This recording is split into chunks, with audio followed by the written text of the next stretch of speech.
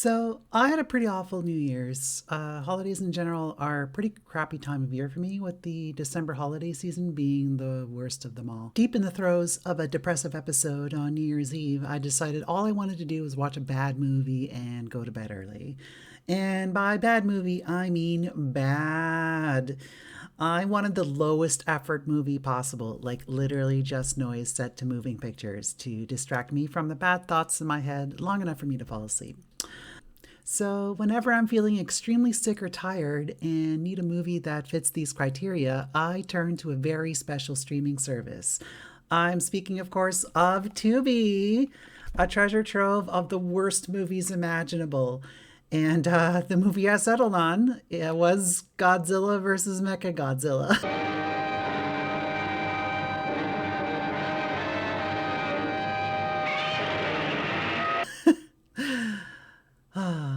I was so young back then, so naive. I had no idea what I was in for. And while this little 1974 Japanese film did not cure my depression, it sure confused the fuck out of it. Now, I'm not exactly a connoisseur of the Godzilla cinematic universe. The only Godzilla movies I've ever seen prior to this are the 1954 original, the 1998 Matthew Broderick run, and the 2014 Bryan Cranston one.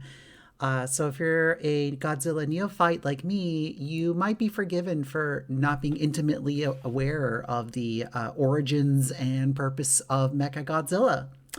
See, I assumed that it was built by the Japanese government or some other world power to remove the threat of Godzilla once and for all.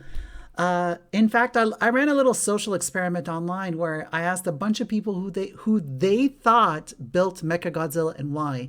And most people that responded to me thought around the same lines, with a fair amount guessing that it was built by the Americans. So it may surprise you to learn that Mechagodzilla was built by Moonmen to conquer the Earth. But I'm getting a little ahead of myself here. Let's start at the beginning. We open with an Okinawan priestess having a bad acid trip and immediately getting manhandled by two dudes. She has a vision of a monster setting fire to the city, to which everyone's reaction should be, well, no shit. We live in a universe where Godzilla exists. But instead, we just cut away to the two dudes driving away. So these are our heroes, brothers Keisuke and Masahiko Shimizu. Masahiko gets dropped off at a cave where he finds a mysterious shiny metal, while Keisuke drives off to a different cave that's like an excavation of an ancient Okinawan site. There's like this gaggle of reporters trying to get in, and a young woman casually tries to get past the roped area. And Keisuke tries to tell her that reporters aren't allowed. And her response is basically, haha, stupid, I'm not a reporter, I'm from the university. Reporter? Oh. I'm the investigator from the archaeology department of the Shuri University. Even though she looks just like a reporter. So this is another one of our main characters, Seiko Kaneshiro. They start going through the excavation and they find this like little cheap looking statuette. And we get this big exposition dump about King Caesar, the protector of the Azumi people. We then cut to the university where Seiko is working and a sketchy dude is spying on her. See, we know that he's bad because he has a mustache, you see. He gets spooked by a second guy spying on her, but we know he's good because he's smoking a cigarette and wearing his sunglasses indoors. We then get an extreme close-up of Chekhov's ring. Our next scene is on an airplane where Keisuke and Saiko just happen to be on the same flight to Tokyo. They start chatting about their work, and she explains that she's taking the statuette to Professor Wagura for some help. And then Sunglasses Cigarette Guy, who is sitting right in front of her, butts into their conversation. Professor Wagura? I've heard of him. What? Just as an aside, remember when people wore suits and smoked cigarettes in planes? He claims to be a reporter interested in the statuette in order to, quote, make a lot of money. I'll make a lot of money. Suddenly, everyone on the plane looks out the window to look at a big black cloud that looks like a mountain. It's just like the prophecy. I bet Godzilla shows up soon. Keisuke takes Saeko to the professor's house in a cab where he also gets out. And she's like, you're not invited. Go away. And then he just walks up to the door. Hey there, you're not invited.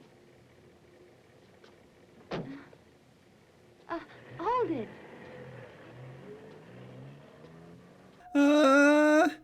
Get out of there. Red flag, am I right, ladies? Turns out he was fucking with her because the professor is his uncle. Oh, you're mean. You should have told me that Professor Wagura was your uncle. I made you think I was gonna sexually assault you. What a great joke. Oh yeah, remember the other brother, Masahiko? See, he took the strange shiny metal to a different professor to examine it, which is where we cut to. This material can only be space titanium. What? Space titanium. Space titanium? Space titanium? Space titanium. You know, it's just like regular titanium, except it's from space. Back to the other group. We don't know what to do with the scene, so we're just going to have Mustache Man bust in with a gun, demanding the statuette. A very awkward fight ensues, and I do mean awkward.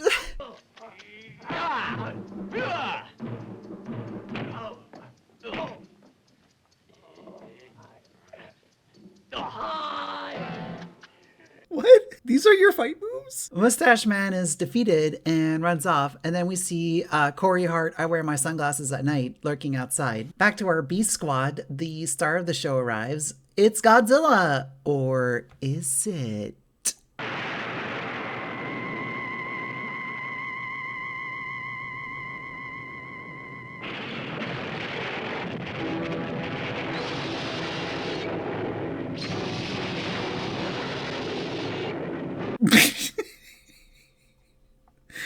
I would never have guessed that the monster could be Godzilla. What? Pretty soon, another kaiju shows up, Anguirus.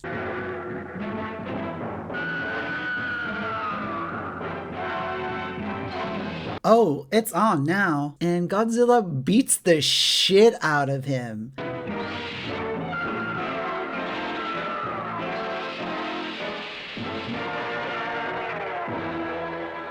Whoa! Not without taking some damage, however, and we see a shiny material, which of course could only be space titanium. Space titanium? Space titanium. This is confirmed when Keisuke finds a chunk of it in the aftermath and takes it to our space metal expert. This is space titanium. Space titanium. Space titanium. Space titanium. Space titanium? Space titanium. And now I have to introduce you all to Chekhov's metal magnetic EMP pipe. That's a strange pipe. Yes, I made it by myself. If you separate it in this way, magnetic waves will develop that destroy the positive and negative electrode. See the effect that it creates now.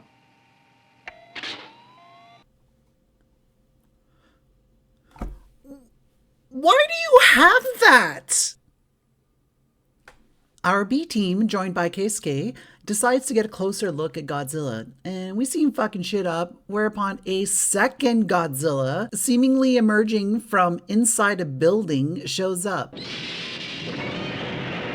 I'm seeing double, 4 Godzillas. The fight is being observed by sinister cigar smoking man on a little TV screen, and we see a bunch of goons in weird looking uniforms. The professor deduces that the first Godzilla is some kind of cyborg and calls it some kind of Mechagodzilla. You could call it a Mechagodzilla. Sinister cigar smoking man also calls it Mechagodzilla, so I guess they both read the script. Mechagodzilla sheds his disguise for some reason, and they battle for a bit with Godzilla going down in a pool of blood in the water. Oh my god. Mechagodzilla's already broken and needs to fly back to base for repairs. Chief, Mechagodzilla's head control's out of order. We can't continue the operation. Damn it. What? He's already broken? The professor leaps to the wild and, of course, correct conclusion that Mechagodzilla is being remotely controlled by Moonmen. Well, I mean, he actually says spacemen, but Moonmen is funnier to me. The Moonmen can't figure out how to fix Mechagodzilla fast enough, so their solution, I kid you not, recruiting an Earthman who knows space technology. We use an Earthman that knows space technology. What? I'm sorry. How is someone from Earth going to know your technology better than you? Our heroes figure out that they need to get the statuette from Tokyo back to Okinawa in order to summon King Caesar. By the way, Caesar already means king, so the title is redundant, but I digress. Keisuke and Saeko take a boat there to trick the Moonmen, and they're pretty smug about it too. They're just like, stupid Moonmen, we tricked you. The spaceman will never guess we're taking the Carl Queen to Okinawa. I run him by sea. We're outsmarting them this time. Of course, Mustache Man and Corey Hart are on the boat as well, so joke's on them. Meanwhile, Masahiko, Metal Pipe Professor, and his daughter Ikuko go check out the cave where the space titanium was found at the start of the movie. Space titanium. Space titanium. Base titanium. Turns out this is actually the Moonmen's secret base, and they get captured. However, not before dropping Chekhov's metal pipe on the ground. We get an exposition dump from the Moonmen leader, they're from the third planet of the black hole, you see, who asks Metal Pipe Professor to use his Nobel Prize powers to pretty please fix their Mechagodzilla for them, please. You give us the use of the expertise that succeeded in winning you the Nobel Prize. Oh, I didn't realize they handed out Nobel Prizes for space technology. And then threatens to kill the other two if he doesn't cooperate, I guess. Meanwhile, Godzilla is getting struck by lightning, and as an electric type, it heals him. Or something. I don't know nothing about Pokemon. Mustache Man breaks into Saiko's room on the boat to steal the statuette, but gets ambushed by Keisuke, and they get into a tussle, during which Mustache Man gets shot in the face. And then half his face transforms into a green Planet of the Apes ape.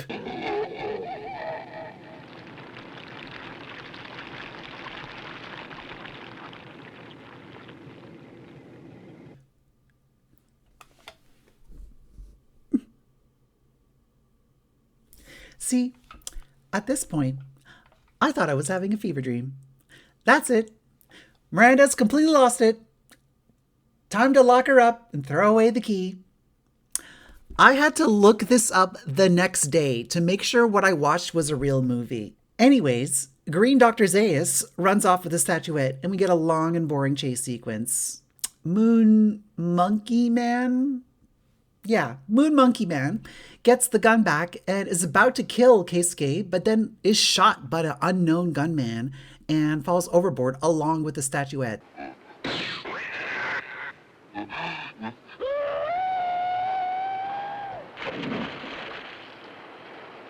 Oh no! Corey Hart shows up, obviously the mystery gunman, and just casually walks away. The next morning, we get a truly wild plot twist.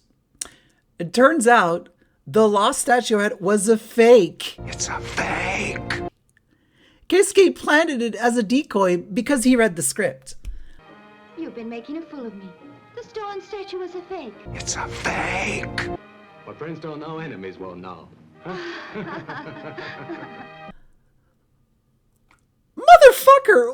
When did you have time to craft a perfect copy of that?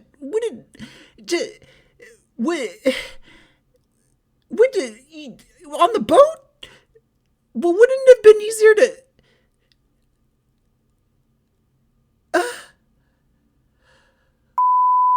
Keisuke and Saeko make it to Okinawa without any more dumb plot happening and go check into their hotel where they were supposed to meet up with the rest of the party. Turns out they're all missing. Dun dun dun. See, this is why you don't split up the party. They're being spied on by a second wear sunglasses indoors guy. Saeko stays behind at the hotel while Keisuke drives off to search the Moon Monkey Man cave. Metal Pipe Professor has finished fixing up Mechagodzilla and demands the hostages be released. Instead, he gets thrown in with them, and apparently the Moon Monkey Men have never seen a James Bond film, as they set up a convoluted way of killing them instead of, I don't know, shooting them in the face or something. The chosen method is,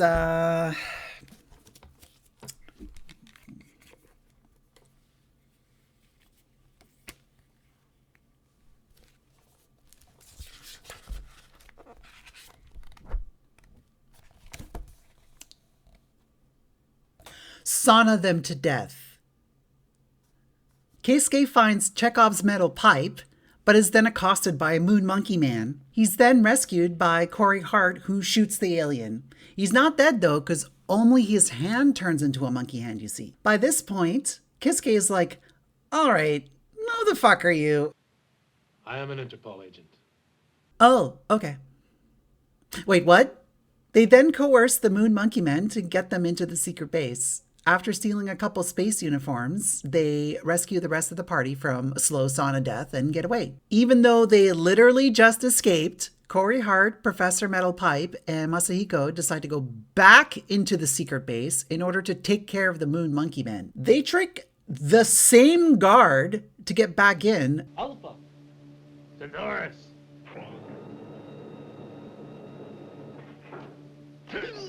Alpha!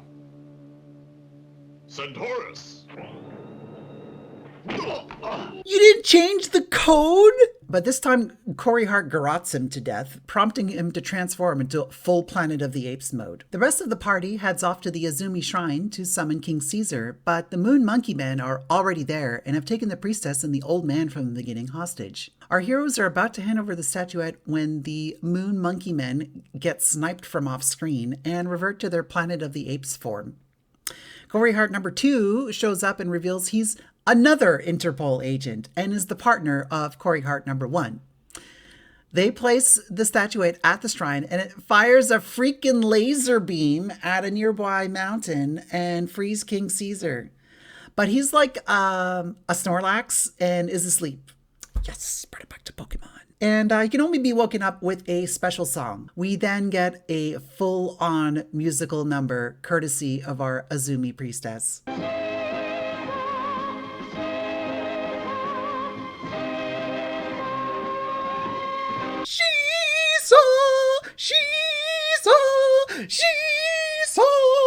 All right, time for the big showdown. King Caesar versus Mechagodzilla.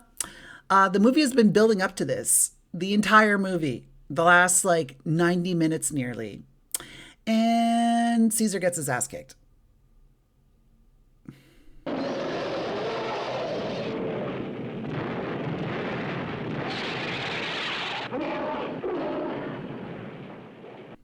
Our party that went back into the secret base gets captured right away as well, while the Moon Monkey Man leader gloats. Hey. What? Give me a kiss. What? All hope seems lost, but then Godzilla makes this dramatic entrance to team up with King Caesar to take on Mechagodzilla.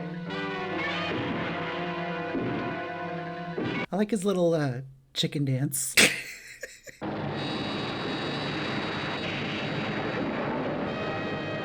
Yeah, nuts!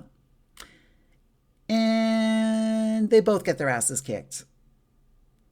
That is until Godzilla spontaneously develops magneto powers, draws a bunch of power lines to him to heal himself, and then uses his powers on Mechagodzilla.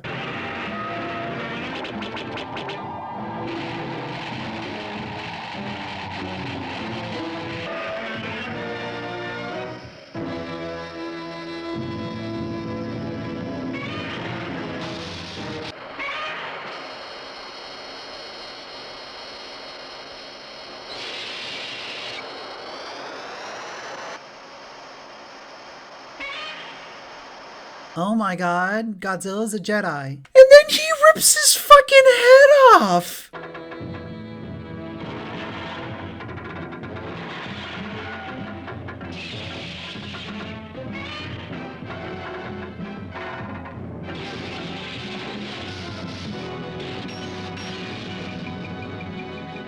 Oh my god! Meanwhile, it's revealed that Chekhov's ring is secretly a lockpick.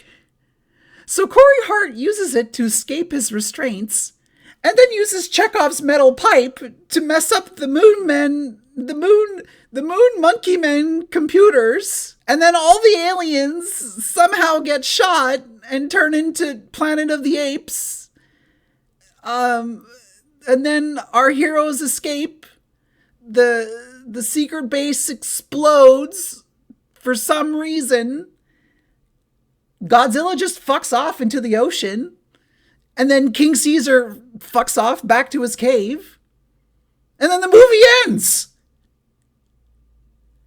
What the fuck did I just watch?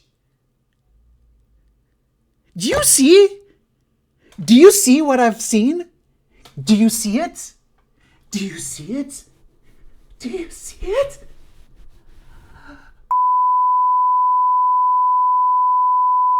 Thanks so much for watching till the end of the video. I hope you enjoyed this as much as I enjoyed making it. This movie was quite the trip.